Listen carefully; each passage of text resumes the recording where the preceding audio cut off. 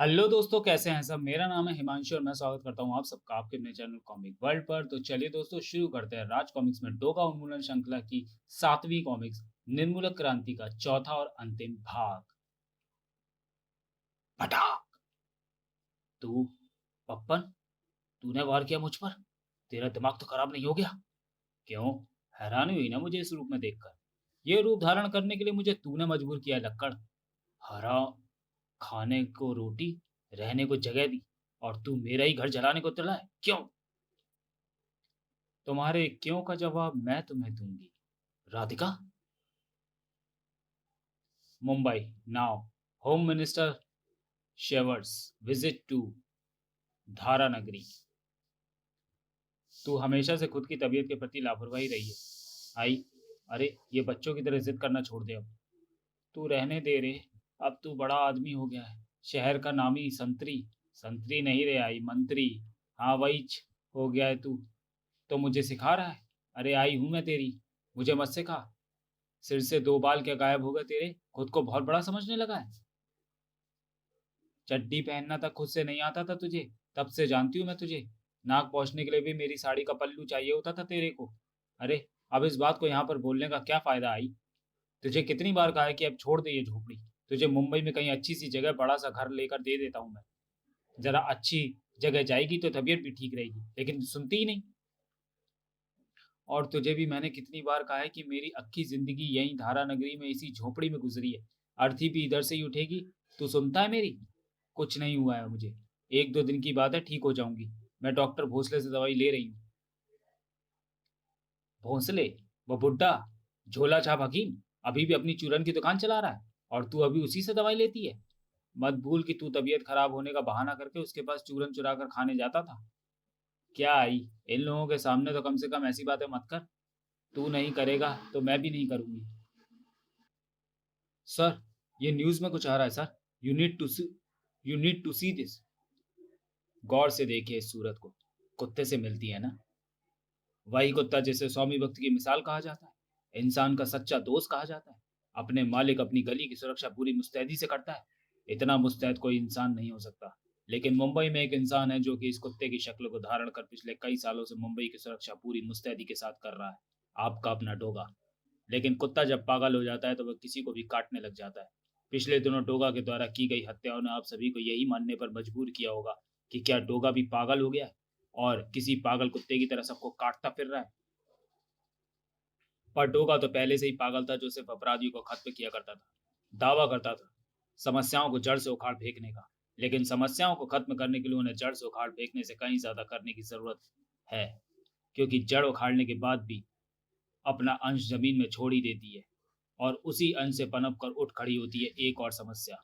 उस जड़ को पनपने से रोकने का एक ही उपाय है कि उस जड़ के हर एक अंश को खत्म करने के साथ ही वह जमीन ही बंजर कर दो, जहां की वह जड़ दोबारा पनप सके। मुंबई में अपराध भी ऐसी ही समस्या है जिसे जड़ से खत्म करना जरूरी है। हर कोई चाहता है कि अपराध जड़ से खत्म होना चाहिए, लेकिन चाहने से कुछ नहीं होता। अपनी चाहत को हासिल करने के लिए मेहनत करनी होती है, जो काफी हद तक डोगा कर रहा था, लेकिन उसकी कोशिशें नाकाम ही थी। इसलिए डोगा के काम को मुझे हाथ में लेना पड़ा। मुझे, यानी निर्मूलक को। ना ना, किसी गलतफहमी में मत आइए। डोगा ने अपने मास्क नहीं बदला और ना ही मैं डोगा हूँ। डोगा का मानना था अपराधी खत्म तो अपराध खत्म। मतलब की समस्या खत्म तो समस्या ही जड़ से खत्म। किसी जहरीले पेड़ के कुछ पत्तों को झाड़ देने भर से क्या वह जहरीला पेड़ भी खत्म हो जाता है? नहीं। जब तक पेड़ सलामत है तब तक पुराने पत्ते झड़ते रहेंगे और नए उगते रहेंगे। आप पत्तों को झाड़ते रहिए, नए पत्ते फिर उगाएंगे। क्या चंद अपराधियों को सजा देने से अपराध जड़ से खत्म हो सकता है? मुझे जवाब देने की आवश्यकता नहीं है, क्योंकि आप सभी ये जानते हैं कि अपराधी भी पेड़ के पत्तों की तरह होते हैं। पत्ते झड़ते हैं फिर नए उगाते हैं, झड़ते हैं फिर नए उगाते हैं। इन पत्तों को दोबारा उगने से रोकने के लिए जरूरी है पेड़ को जड़ से खत्म किया जाए। लेकिन समस्याएं पेड़ की जड़ कितनी जितनी जमीन के ऊपर होती है उससे कहीं ज्यादा जमीन के अंदर फैली हुई होती है। और मुंबई में समस्या की जड़ को पोषण देने वाली वह धरती है धारा नगरी, एशिया का सबसे बड़ा स्लम। लाखों बेघरों को घर दे रखा है मुंबई के इस छोटे से इलाके ने। और देखन में छोटे लगे घाव करे गंभीर कहावत इस इलाके पे बिल्कुल फिट बैठती है। जैसे किसी पेड़ के जहरीले होने का पता उसके स्वरूप से नहीं लगाया जा सकता, उसी तरह बेघरों को आसरा देने वाला स्थान औरों की बर्बादी का कारण हो सकता है, इसका भी अंदाजा नहीं लगाया जा सकता। एक ऐसा ही नरभक्षी पेड़ है धारा नगरी, जिसमें आए दिन नई शाखाएं विकसित होती हैं। ये शाखाएं जन्म देती है अपराध की नई नई कोपलों को, जो बढ़कर जहरीले फलों का रूप धारण करती है। जिस पेड़ की कोटर में न जाने जुर्म के कितने ही कीटाणु पनाह लेते हैं, जो इंसानियत को संक्रमित करने में जरा भी वक्त नहीं लेते। एशिया का सबसे बड़ा स्लम भारत के माथे पर शर्मिंदगी का एक बदनुमा दाग है, क्योंकि यही है अपराध का सबसे खतरनाक वृक्ष। मुंबई में हर छोटे से छोटा, बड़े से बड़ा अपराध यहीं से पनपता है, बढ़ता है और फिर एक ऐसे कोड़ में तब्दील हो जाता है जो पूरे समाज को लील जाने की क्षमता रखता है। लोगों को छाया और जीवनदायी ऑक्सीजन देने वाला वृक्ष भी 24 घंटों में से 12 घंटे प्राण घातक कार्बन डाइऑक्साइड उत्सर्जित करता है। इसी तरह मुंबई में हजारों लोगों को आश्रय देने के अलावा ये जगह दूसरों को बेघर करने वाली अपराध रूपी जहरीली कार्बन डाइऑक्साइड भी उत्सर्जित करती है। मुंबई में जुर्म को जड़ से मिटाना है तो इस पेड़ का नामो निशान मिटाना होगा, यानी कि धारा नगरी को मुंबई के नक्शे से मिटाना होगा। लेकिन जैसा कि कहते हैं कि गेहूं के साथ कुछ घुन भी पिसते हैं, क्रांति बलिदान मांगती है और इस निर्मूलक क्रांति की शुरुआत होगी अब।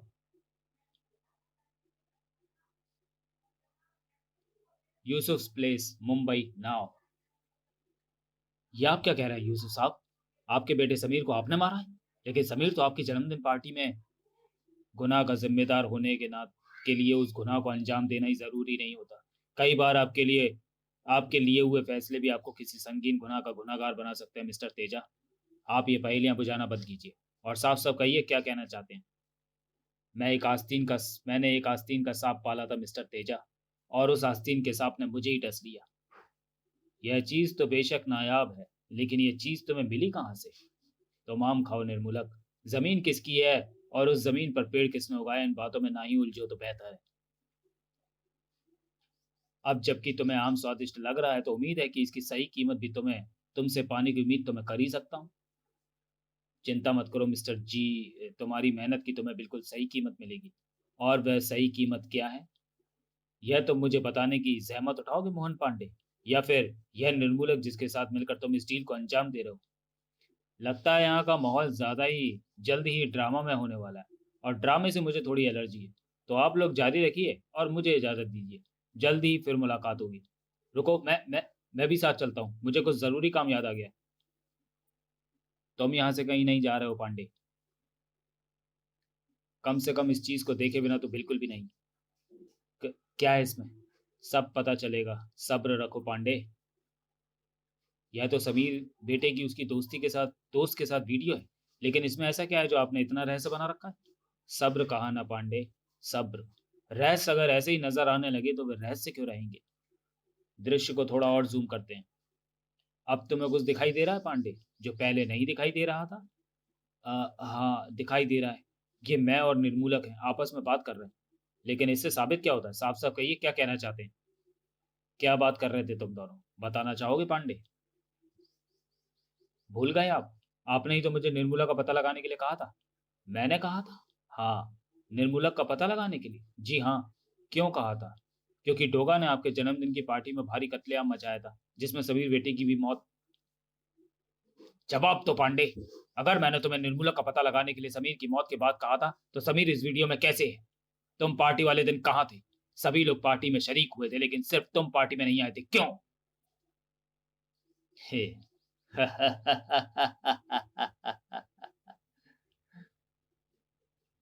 हाँ, ये वीडियो तुम्हारे जन्मदिन से पहले का यूसुफ खान, तुम्हारे बेटे की मौत से पहले का, उसी दिन का जब निर्मल पहली बार हमारे पास आया था। तुम यही साबित करना चाहते हो ना कि मैं और निर्मल एक दूसरे को तुम्हारे निर्मूलक को हायर करने से पहले से जानते थे? सही हो तुम, बिल्कुल जानते थे। तो क्या करोगे अब तुम? बोलो यूसुफ खान, बोलो। ओके मिस्टर यूसुफ, ये सारा ड्रामा करने की जरूरत नहीं है। अब जबकि तुम जान ही चुके हो, तो अब हमें भी इस बात को छिपाने की जरूरत नहीं है। क्यों पांडे? आखिर क्यों? क्यों? क्योंकि तुम नहीं जानते यूसुफ खान कि तुम्हारे हर वैध या अवैध कारोबार को बनाए रखने के लिए मैंने क्या कुछ नहीं किया। अपना जीवन मैंने तुम्हारे लिए समर्पित किया, लेकिन बदले में मुझे क्या मिला? सिर्फ तिरस्कार। कहने को मैं इस ऑर्गेनाइजेशन में किसी भी अन्य सदस्य से ज्यादा तुम्हारे करीब था, लेकिन वह करीबी सिर्फ दिखावे के लिए थी। तुमने कभी मुझे अपने उत्तराधिकारी के रूप में नहीं देखा। अरे तुमने तो मुझे इस लायक भी नहीं समझा कि कभी मेरे फैसलों को बिना किसी आपत्ति के मान लिया हो। मैं तुम्हारे लिए एक ऐसा कुत्ता था जो अपनी मर्जी से भौंक भी नहीं सकता था। और फिर जब से तुमने अपराध की दुनिया को सदा के लिए अलविदा कहकर साधु संतों का चोगा पहनने की ठानी, तो मुझे लगा कि सारी जिंदगी तुम्हारा साथ देकर जैसे मैंने खुद को धोखा दिया। मैंने खुद को एक मुकाम पर देखने के लिए बहुत सेक्रीफाइस किया यूसुफ, लेकिन इसलिए नहीं कि एक दिन तुम्हारी अंतरात्मा जाग जाए और वह अंतरात्मा मुझे मेरी मंजिल से दूर ले जाए। लेकिन शायद तुम्हारे प्रति मेरी वफादारी और मेरा साथ यहीं तक का था। मेरी मंजिल वहां नहीं थी जहां तुम मुझे ले जाना चाह रहे थे। वह तुम्हारी मंजिल थी यूसुफ, जहां एक उम्र के बाद तुम्हें वैसे भी जाना ही था। यह तुमने ही कहा था यूसुफ कि अपराध की दुनिया एक ऐसी भूल भुलैया है कि जिसमें आने का रास्ता तो है, लेकिन उससे निकल पाने का रास्ता नहीं है। इस भूल भुलैया से बाहर निकलने की हमें एक भारी कीमत चुकानी पड़ती है। यह नियम तुम पर भी लागू होता है यूसुफ। लेकिन मैं इस भूल भुलैया से नहीं निकलना चाहता था, किसी भी हाल में नहीं। इसलिए जब तुमने निर्मूला का प्रस्ताव ठुकरा दिया, तभी मेरे दिमाग में डोगा और तुमसे पीछा छुड़वाने की योजना जन्म ले चुकी थी। निर्मूलक द्वारा घायल किए गए आदमियों को देखने के बहाने में बाहर निकला और सीधा जाकर निर्मूलक से मिला। तुम मेरे पास तुम्हारे लिए एक प्रस्ताव है। निर्मूलक ने सहर्ष मेरा प्रस्ताव स्वीकार कर लिया, लेकिन डोगा से सीधे टक्कर लेना आसान नहीं था। डोगा को योजनाबद्ध तरीके से कमजोर करना जरूरी था। निर्मूलक डोगा का रूप धरकर तुम्हारी जन्मदिन पार्टी में आया और उसने न सिर्फ पार्टी में मौजूद अपराध जगत की नामी हस्तियों को हमारे रास्ते से हटाया, बल्कि उनसे जुड़े हर शख्स को भी इस दुनिया से मिटा दिया। इल्जाम लगा डोगा पर। निर्दोषों और मासूमों का हत्यारा समझकर डोगा की दुनिया में भर में थू थू होने लगी। योजना का पहला चरण 99% सफल हुआ। योजना के मुताबिक पार्टी में बाकी लोगों के साथ तुम्हें भी मर जाना चाहिए था, लेकिन किस्मत से तुम बच गए। पर तुम्हारा जिंदा बचना भी हमारे लिए फायदेमंद साबित हुआ। तुमने भी औरों की तरह डोगा को उस कत्लेआम का जिम्मेदार माना, और हमारी तो जैसे लॉटरी लग गई। तुमने डोगा को मारने के लिए मुझे हायर किया। आगे की कहानी तुम जानते ही हो यूसुफ की, कैसे धीरे धीरे डोगा मेरे बनाए हुए जाल में फंस गया। और आगे मैं जो करने जा रहा हूँ, उसके बाद डोगा अगर जिंदा रहा भी, तो मुंबई वासियों का रक्षक बनकर नहीं रह पाएगा। मुंबई में डोगा की उपयोगिता ही खत्म हो जाएगी। क्या करने वाले हो तुम? चिंता मत करो यूसुफ। आंखों देखा हाल कानों सुनी बात से कहीं ज्यादा रोमांचक होता है, और तुम्हारा रोमांच रत्ती भर भी कम करने की मेरी कोई मंशा नहीं है। और हाँ, जो भी होने वाला है उसकी जड़ तुमसे ही होकर गुजरती है यूसुफ। जो होगा उसके जिम्मेदार तुम ही हो। क्या होने वाला है, क्या करने वाला है, नहीं जानता, लेकिन जो कुछ भी होगा वो मुंबई और मुंबई वासियों के लिए खतरनाक होगा। उन्हें रोकना होगा, किसी भी हाल में। कहाँ मिलेंगे मुझे वे दोनों, नहीं जानता। व्हाट, कब? लेकिन गृह मंत्री शेवड़े भी वहीं पर है, लेकिन क्यों? ओह, मैं फौरन वहां पहुंचता हूँ। मुझे अभी जाना होगा मिस्टर यूसुफ, शायद उन दोनों का पता चल गया है। एक बात और मिस्टर यूसुफ, जल्दी मैं आपको गिरफ्तार करने आऊंगा। धारा नगरी मुंबई नाव। मेरी माँ ने मुझे बचपन से ही जरूरतमंदों की मदद करना सिखाया था, और मैं हमेशा अपनी माँ की दिखाई राह पर चला। अब जरूरतमंद मुंबई को छुटकारा मिलेगा एक कमजोर बाप से। मुंबई को मिलेगा असली बाप। अब मैं आप लोगों को अपराध और डोगा से पूरी तरह निजात दिलवा कर रहूंगा। यही है डोगा उन्मूलन अभियान। अब होगा निर्मूलक उदय और डोगा अस्त। समापन अंक। तो चलिए दोस्तों, वीडियो को यहीं समाप्त करते हैं और मिलते हैं डोगा उन्मूलन श्रृंखला की आखिरी कॉमिक्स डोगा अस्त के वीडियो में, अगले वीडियो में। तब तक के लिए धन्यवाद।